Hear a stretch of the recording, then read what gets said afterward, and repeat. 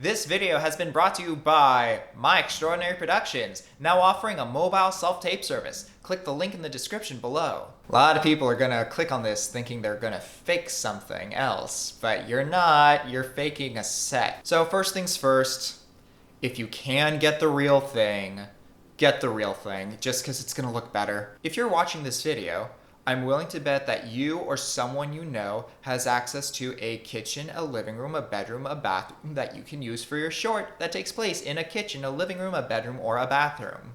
So sometimes you cannot get the real thing, and I recognize that. Sometimes just the way your schedule is, it's just more practical for you to fake a set than to try to find a set or to move everything from point A to point B. Sometimes it's just too expensive to find the real set and it's too much paperwork to do the real thing.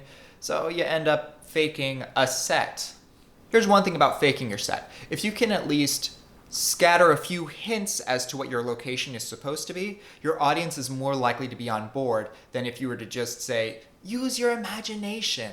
If you watch all of my videos in succession, you'll start to recognize that a lot of these things take place in the same couple of rooms, and there's a reason. So first, lift with your knees, because you're gonna move some furniture around. Second thing that often helps is being able to find art pieces or use plants or other set decoration in creative ways. I used to use command strips to stick things to the walls temporarily so that I could temporarily have a different apartment, and then I would take everything down when I was done.